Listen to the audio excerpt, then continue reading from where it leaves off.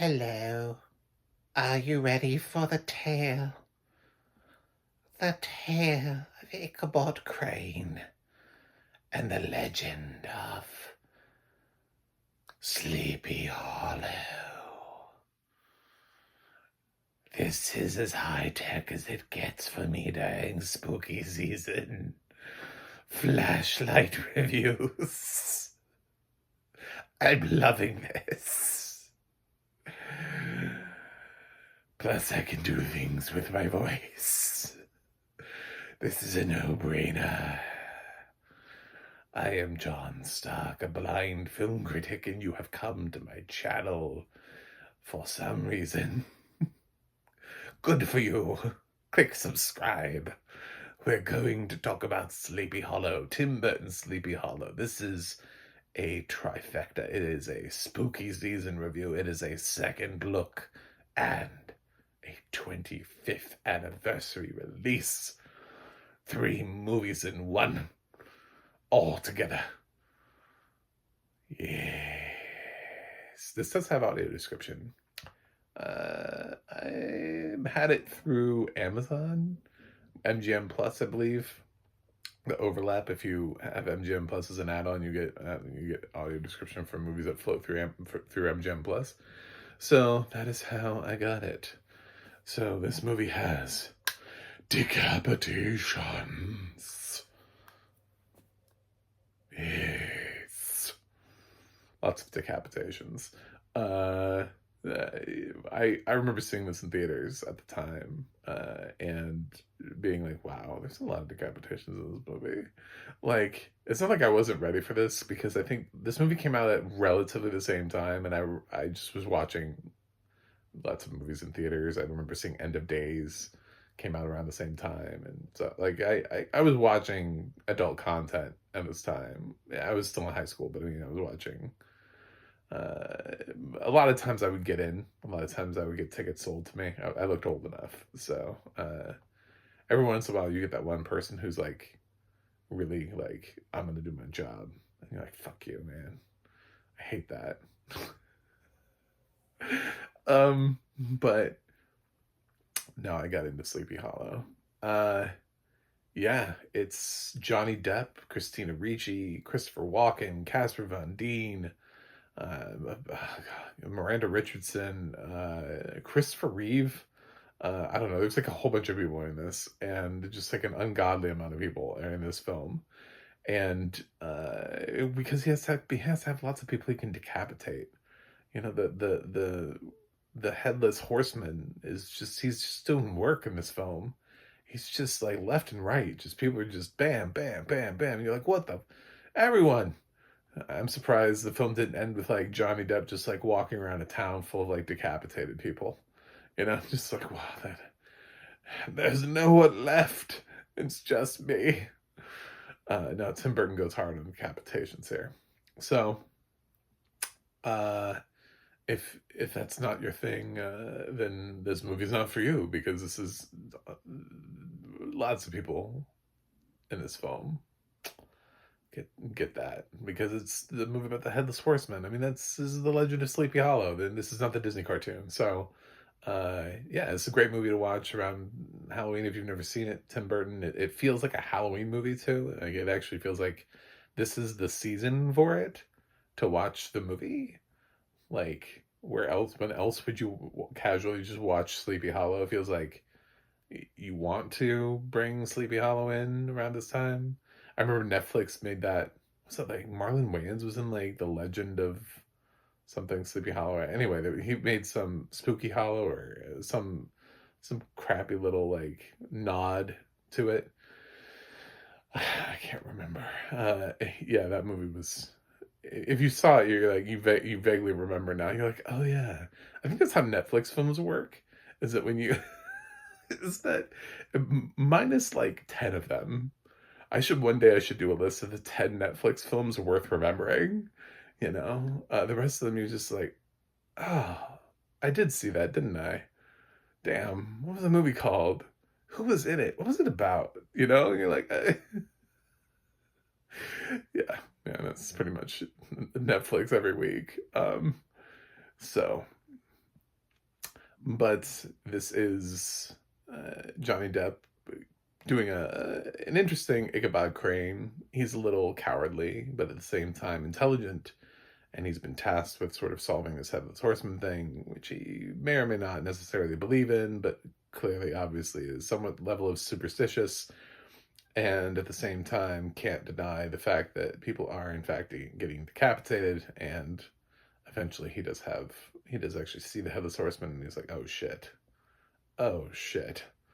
So yeah, he's pretty great. I loved Christina Ricci being in this only because it felt like she was growing up, like we were starting to get her into adult roles, and it was working for her. Like this is like she's basically the number two here, and I love that for her because I love Christina Ricci as an actress, and her career has been sort of a little bit all over the place. She's great in Yellow Jackets now, though. But for somebody who I adored in the '90s as a child actress, doing like lots of great work, like Casper, I love Casper. Straight up, I might even do that for spooky season if it has audio description somewhere. Um, but yeah, this is, I mean, she did one of those things. She like everybody else in the late '90s. Not even that far after Casper. I think she did it in because Casper was like '95. I think the opposite of Sex was '98, '97, '98, something like that. When she flashed her boobs, and then she was like, "Oh yeah, yep. Now try to cast me in kids movies." Haha. She did the same thing that like Anne Hathaway did, where Anne Hathaway filmed like she was offered the drug addict movie with the sex scenes before she even did Brokeback Mountain, and she was like, yes, give it to me. I'm tired of being offered Princess Diaries and Ella Enchanted style movies. So these people they jump into a role in some film that immediately makes people go, whoa, what? Can't put her in movies like that anymore. So, which is good because she ended up in Sleepy Hollow, which was a good movie and it made money. So, kudos, good choice. I do remember Christopher Walken looking gnarly in this. Like this is from my cited days.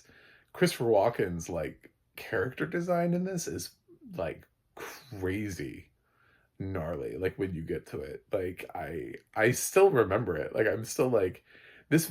I would say one of the things about the audio description for me that was sort of a letdown was the fact that it does describe the film, but it doesn't really bring you in on like the production design, like the visual striking elements of what Tim Burton brought to Sleepy Hollow and the sort of unique quality that he has. And that's sort of something that Tim Burton does for all of his films, but uh there's a very gothic looking style that he uses that also sort of reflects a little bit of like you could look at this film, just take a still from this film and be like, oh yeah, that's got to be Tim Burton. You know what I'm saying? Like he has that to it, but at the same time, it has a very its own like look to it. Like it's very dark. It's very um mysterious and creepy all in all of itself. He's looking for ways to make everybody seem sort of like abnormal for the most part wherever he can, except for the people who are supposed to look like high society. Even to some extent, Christina Ricci looks, from what I remember, kind of like ghostly to some extent compared to somebody like Casper Van Dien, whose character is supposed to be a little bit more like, well, I might be the hero of the story. I might be a pompous prick. One of the two. I'm going to be one of them. And Johnny Depp, who comes across as the sarcastic, intelligent coward. I mean, like everybody has a different vibe, so they have like slightly different designs to their characters. It's a fun time watching this and getting it down. It's under 2 hours. It's just a little under 2 hours. It's like hour 48, something like that, I think, about that. um So if you get a chance to catch Sleepy Hollow, it's 25 years. It's aged pretty well. I thought the audio description on this was nice. It's yeah, it is on MGM Plus, but it's a Paramount movie, so it's getting audio description that's passed through. It's not Amazon's TTS audio description. This is a real person doing the narration. But it also it's an audio description track that feels like it was made a while ago, so I didn't necessarily recognize the voice, like who made this track and that kind of stuff. So, but worth watching. So I recommend Sleepy Hollow. I liked it the first time. I'm glad I got to rewatch it. I'm glad we're celebrating a 25th anniversary during spooky season. I think that's really cool. I found the right movie, and I recommend that you get your head together for this spooky season. I'm gonna give Sleepy Hollow, I'm gonna give it an A-. I don't think it's Tim Burton's like iconic, like best work ever, but I also think he's made worse. So I think this one kind of gets a little underrated in terms of Tim Burton's catalog when you really lay it out, when you take all the Tim Burton films. This is not his best, but it's also, I think it's a lot closer to his best than some of his other films. So, yeah, I think this one gets a little underrated. This is sort of like when you're making a top 5. I feel like a lot of people might put this at 5th. You know what I'm saying? Like, it's sort of like that. This is sort of like, it feels like it's like, oh yeah, it could be a solid 5th for your top 5, depending on what you put in and how you arrange the films. And I don't think people would even blink.